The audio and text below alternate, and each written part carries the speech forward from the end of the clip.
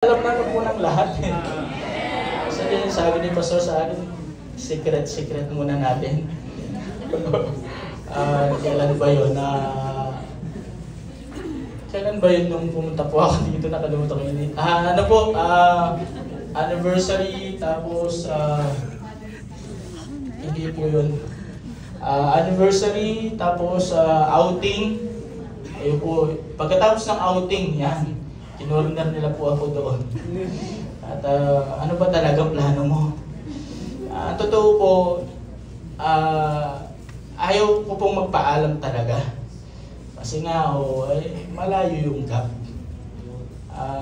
Pero nung in-explain naman po ni Pastor sa akin, yung matagal na po kasi yun eh. At nahahalata din naman ng iba. At gusto ko kasi itanggi sa sarili ko, pero ang hirap itanggi eh.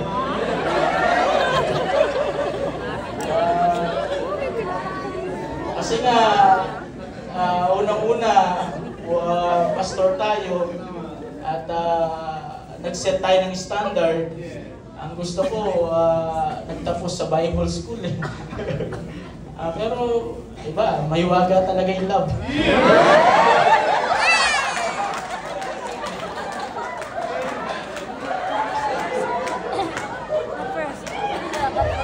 Baka di nila kilala, patayuin nga natin. Ito may isang araw. Sa buhay mo tayo. Ayan. Tinuturo mo ito.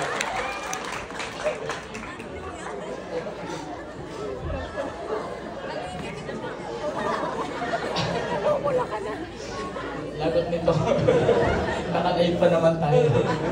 Hindi pa ako nagpaalam sa mga buya. Sa pamilya ko pa lang nagpaalam.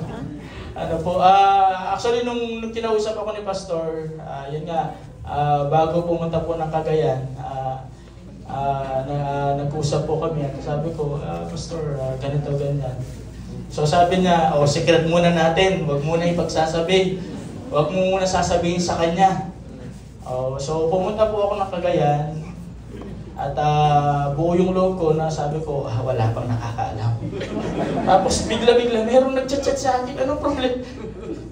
Sabi ng Pastor, wala kayong sinasabi. Anong sasabihin ko? Congratulations. Anong congratulations? Ayun, nung nalaman ko po, nag-chat ako kay Sir Carol.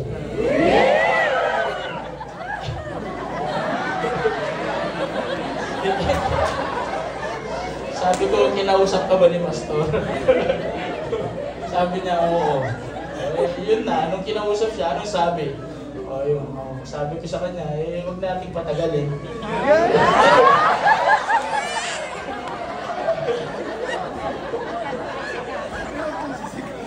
Actually, wala po akong idea pa paano mandigaw sa ko.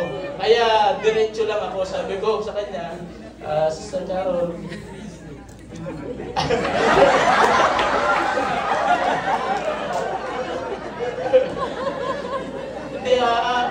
hindi pwedeng ilimeri, di ba kami eh.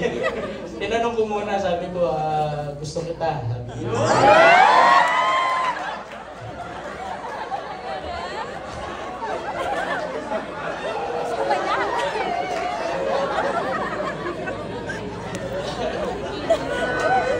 Tapos tinanong ko lang po, sinasagot mo ba ako? Hindi.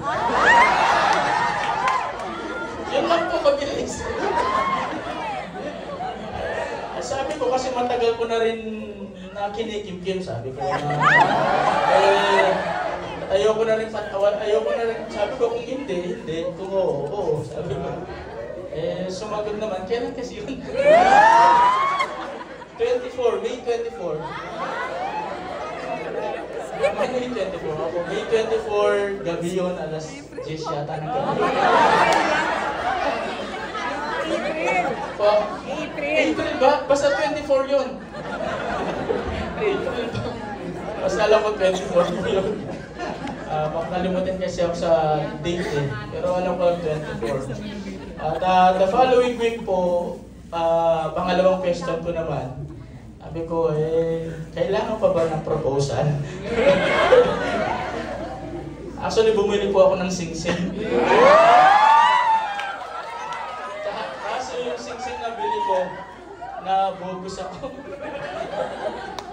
ko sa daliri ko, bigla-bigla nagbabago yung kulay. Hindi pala totoo.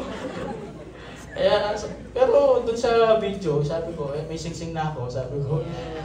Kahit kulay nawala nga eh. Sabi ko, hindi ko alam kasi paano mag-propose, sabi ko sa kanya.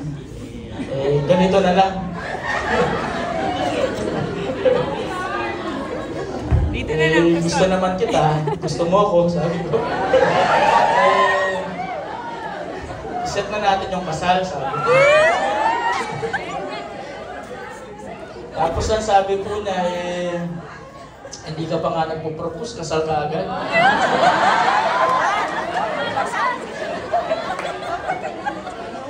So,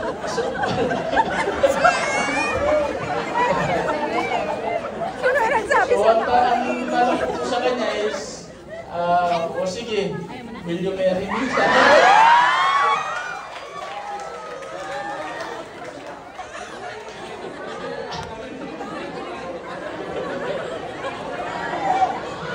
Actually, hindi ko alam kung tama o mali ginawa ko kasi sa cellphone lang eh. So, nakalimutan ko pa yung singsing eh.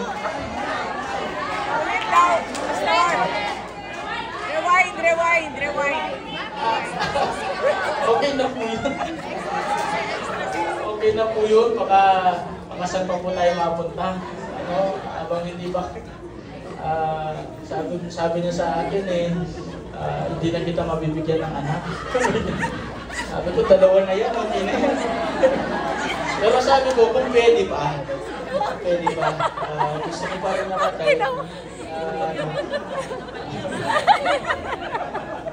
So, pag-pray niyo po, actually, nag-asikaso na kami ng kasal. Kailan ba yun? Tuesday po, Monday, nung Monday. Start kami, nag-asikaso na kami ng kasal. Kumuha ng seminar, birth certificate, cedula, lahat ng requirements. Then, naipasa na po namin doon. Kumukuha na lang kami ng lisensya ng kasal. At sabi nila, kailangan po ng seminar. Opo. So, dapat naka-schedule ako na mag-seminar po ng 10. July 10. Pero habang nagdadrive po ako, tumawag yung kapatid ko. Sabi niya, Mark,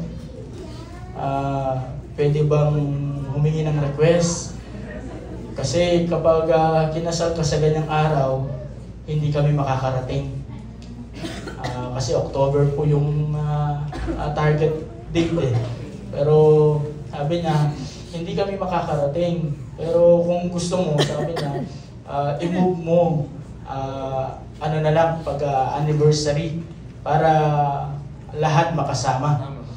So iniisip ko naman, lahat makakasama. Ilang tao yun? Magkano kaya yun? Actually, pagpunta ko dito, ubos talaga eh. Kasi yung mga RPM, ayoko naman na magutom sila doon. Kahit pa paano, nag-contribute din. Pero blessing sila. Actually, sabi ko sa kanila